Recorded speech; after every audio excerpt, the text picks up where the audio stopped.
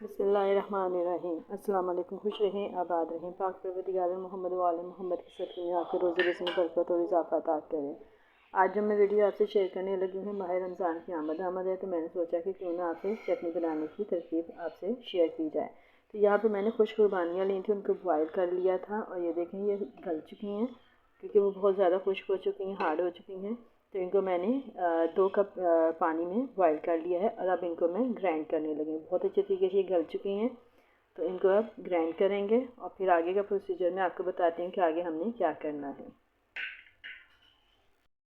ठीक है गाइस, मैंने ये तमाम कुर्बानियाँ जो कि मैंने जग में डाली हुई थी चॉपर में, वो मैंने सारी ग्राइंड कर ली हैं और ये देखिए ये इस सूरत में ये हमारी कुर्बानियाँ हो गई हैं। अब मैं इनको चूल्हे पे चढ़ा रही हूँ, हल्का सा चूल्हा जला दूँगी और इसमें मैं चीनी शामिल करूँगी, तकरीबन 1 प्याली के करीब। सारी चीनी जो है ये मैं शामिल करूँगी अब इसमें।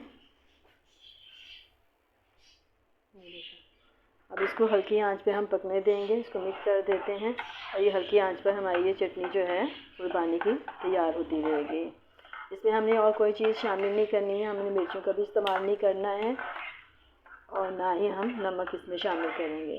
बस इसी तरीके से हमने चीनी शामिल करके इसको पकाना है।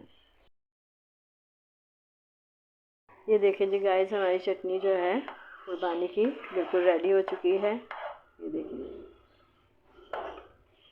बहुत ज़बरदस्त ये हमारी चटनी तैयार हुई है। अब आखिरी स्टेज में मैं इसमें जो है चूल्हा बंद करने से पहले इसमें मैं ये 4 मगज शामिल करूँगी। ये तकरीबन 1 चम्मच के करीब मैंने 4 मगज शामिल किए हैं इसमें और इसको मिक्स कर लेंगे और अब इसका चूल्हा मैं बंद कर दूँगी।